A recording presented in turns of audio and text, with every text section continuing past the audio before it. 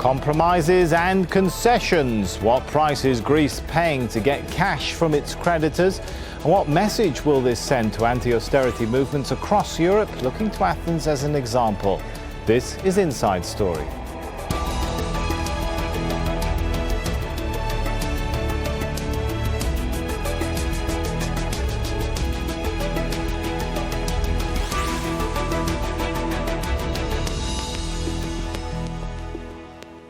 Hello and welcome to the show. I'm Sami Zeidan. Well, it wasn't so long ago austerity was better known as a word meaning sternness and severity of attitude on the one hand, or plainness and simplicity on the other. But these days, though, it's synonymous with spending cuts and tax increases to reduce government debt.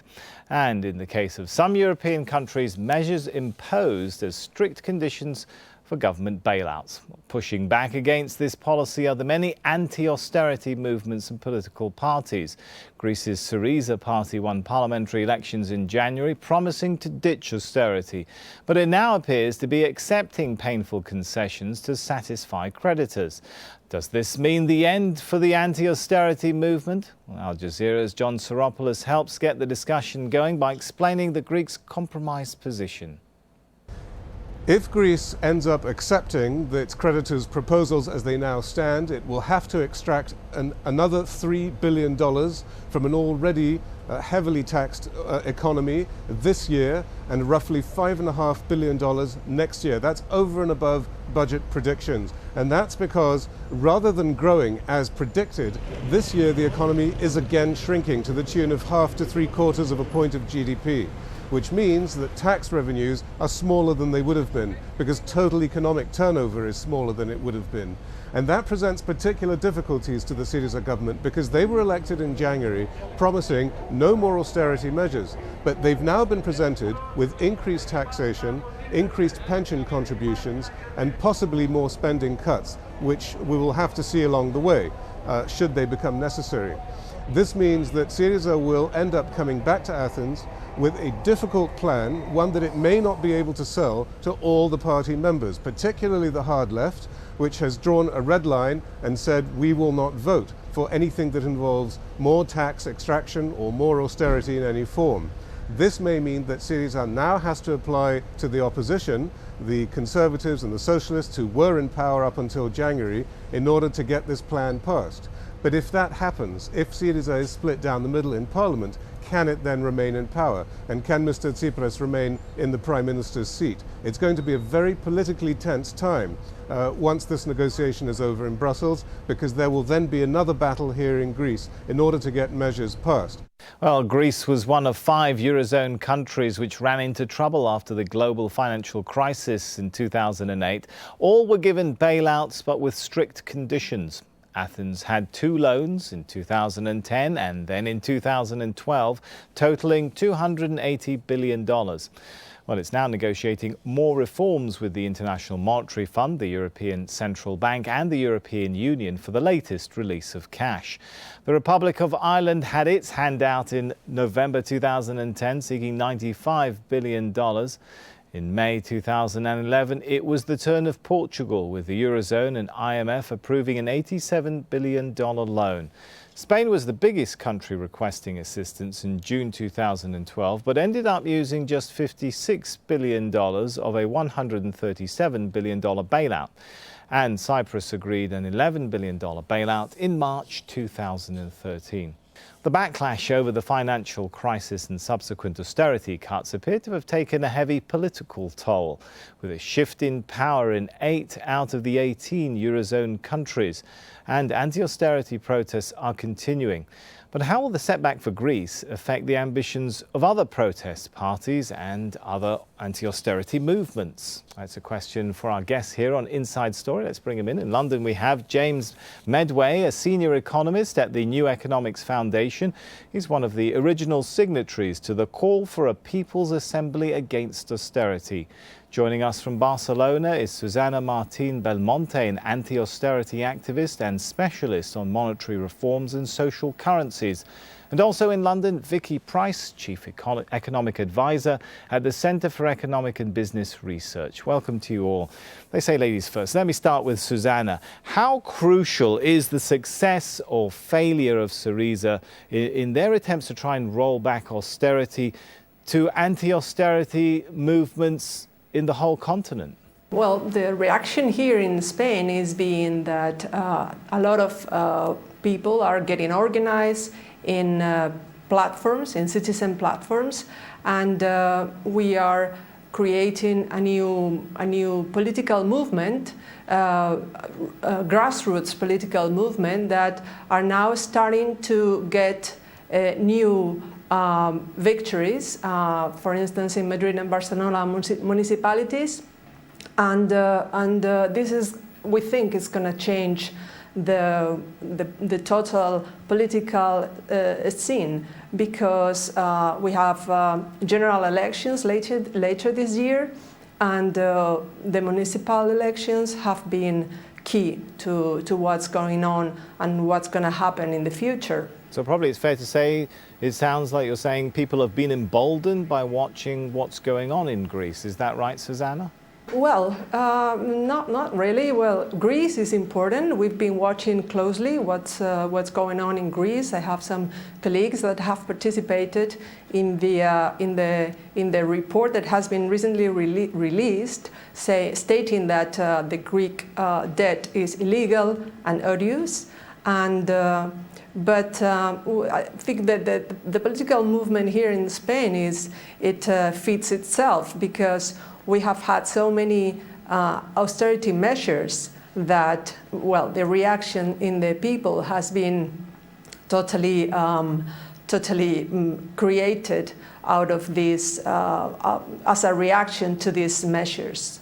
All right, so clearly there are people motivated by their local concerns. James, in London, I imagine people there as well, very much motivated by their local concerns. But are you also watching things closely when it comes to Greece? Is it even seen as a psychological front line for Europe?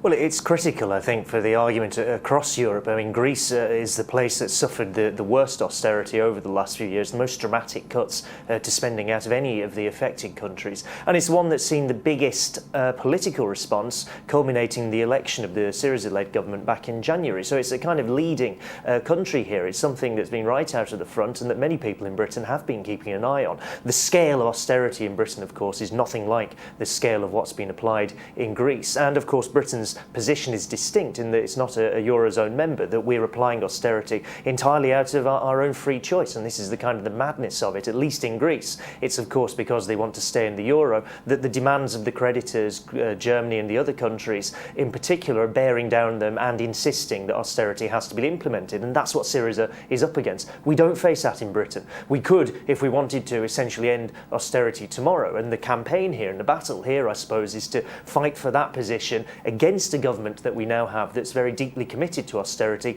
going much further than we've seen over the last 4 or 5 years or so in Britain. All right, so clearly there are some differences in the scenario then between Greece and the UK, but there is one commonality, at least here, is there not, Vicky, in that there is a fight between those opposed to austerity and those supporters of it, a fight, some would say, against big money. Looking at the latest sort of proposal that's been put together in Greece by the Syriza-led government, has big money won out over the anti-austerity camp? Is that the way it looks like it's going? Well, what they seem to have suggested now in the latest proposals is that they should be going for big money. So if that is your question, then I think it's slightly the other way around, in the sense that the Greeks now believe that the way they are going to ease some of the pressure on the sort of poorer members of the population is to look at trying to tax the richer people in the country. Now, the question, of course, is how many of those rich people there are. But if you're talking about Europe as a whole, then, of course, what is going on is that the bigger countries, such as Germany and France, have been dictating the terms for the smaller, poorer countries. And one of the flaws of the Eurozone concept overall has been that instead of seeing convergence in the economies happening during the period from when the single currency was first introduced, what we've seen, particularly as a result of the financial crisis, is that countries have moved further away from each other, and we've ended up with members of the periphery, if we want to call them that, in fact doing rather badly by comparison to what is happening at the centre. So yes, in a way, there's been a shift, and that shift is very worrying in terms of the continued existence of the Euro project as it stands at present. Vicky, what I mean is, like, when you look at the latest proposals from Syriza, they're willing to make concessions on things like pensions now, a value-added tax or VAT, healthcare payments. Isn't that something of an ideological defeat for the anti-austerity camp? I mean, those were part of the red lines, right? Well, in reality, these things were going to happen anyway. I think any proposals they had put through before, because of course there was still austerity implied in the 2015 and 2016 budget, so it wasn't as if they weren't prepared to have any of those tax increases at all. In fact, they did. There was quite a lot that they had conceded on. So they had gone back very significantly on the pre-election pledges of rehiring workers, no more austerity, renationalising everything that's been privatised, and in fact they've done the opposite. They privatised even more, or at least they're saying they will, and they've already privatised the rest of the port of Pryce, selling it to the Chinese. And of course they've hardly rehired anybody. What they have done, they've cut back very significantly. They have no money to pay for hospital products, for example. There is an increase in infant mortality in Greece. There are no hygienic products now for people to ensure they don't catch diseases when they go to hospital. So in fact, you're quite right, and what has been going on is that the sort of normal members of society have suffered most. But I think that's at least being taken care of in the latest proposals, which are focusing much more on taxing people who are quite wealthy, and also going for companies which make perhaps higher profits than the average company in Greece. My worry is that given that Greece has been collapsing in terms of its economy since the uncertainty about the elections back at the end of 2014 and the negotiations have been taking place, the likelihood of being able to really tax the rich, and where are they?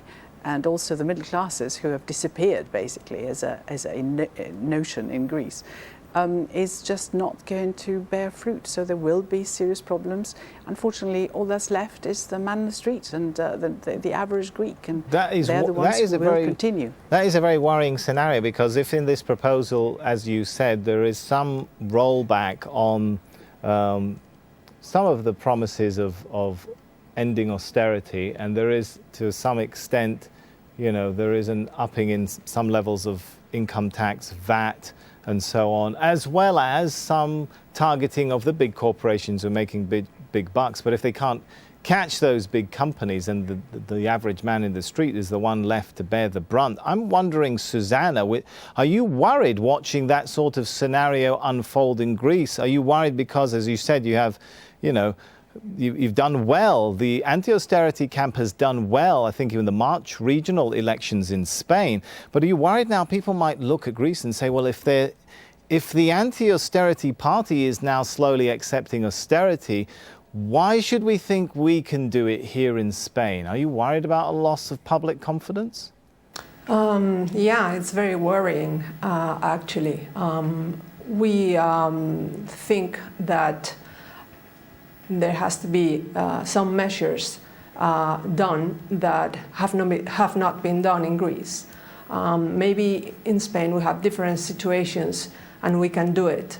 For instance, and this is my specialty, so a specialization. So it's logical that I think this way, but for me it's very important the fact that we have to create alternative sources of finance. The monetary system that we have today is a monetary system that doesn't allow Greece right now and any other country to have their own sovereignty. And it's very important to create alternative currencies, because you cannot be rebel to the European Union or to the European Central Bank with one hand saying, I'm not going to pay you, and asking for money with the other hand.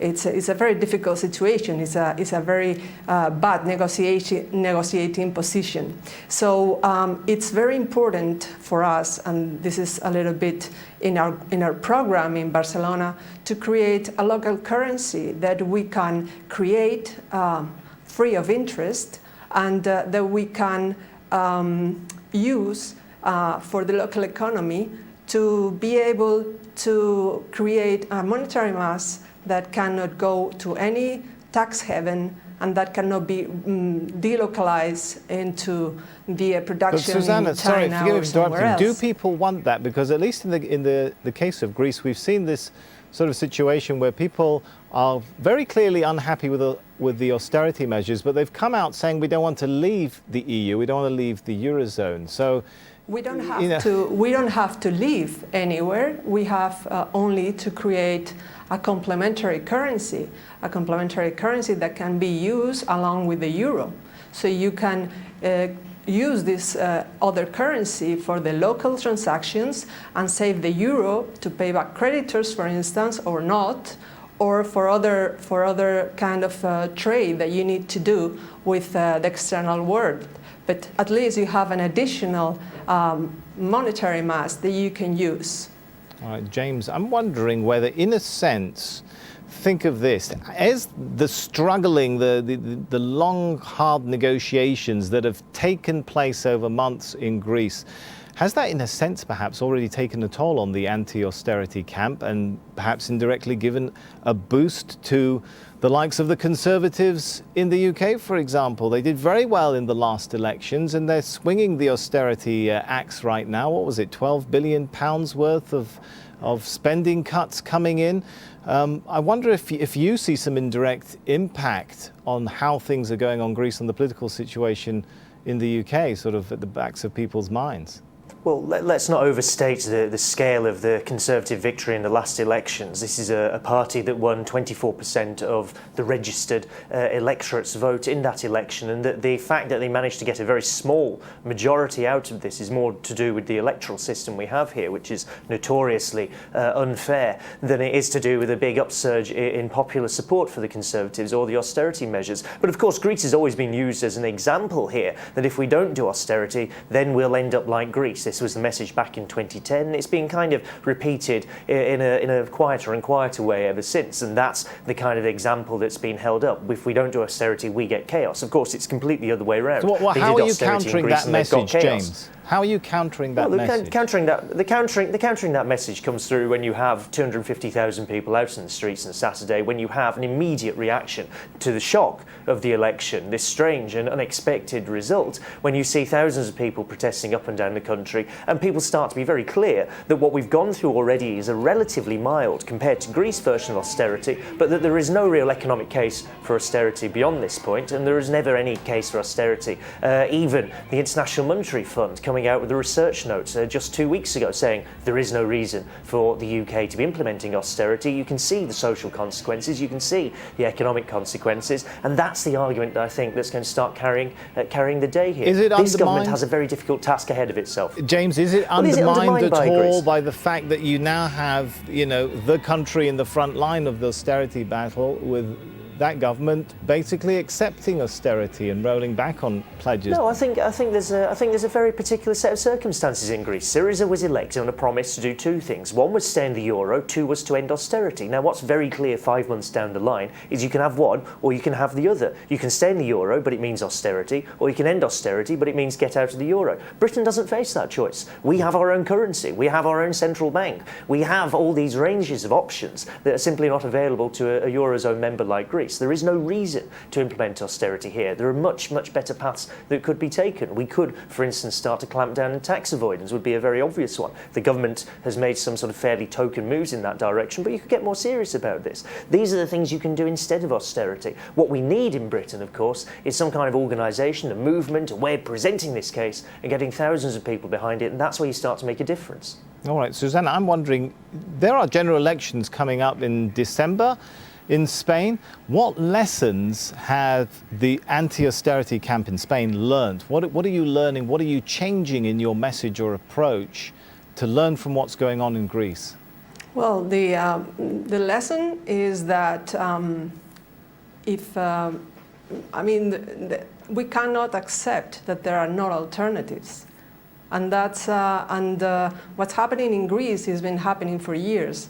So we have to think of things that the Greek have not done yet.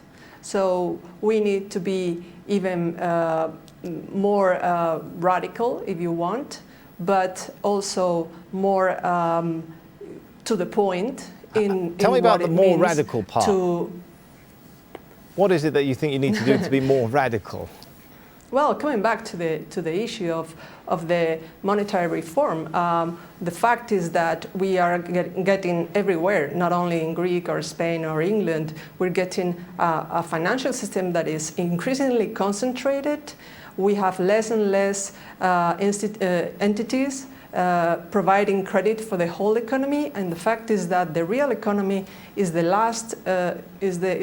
least important thing in their agenda of the big institutions, of financial institutions. So we really need a different and complementary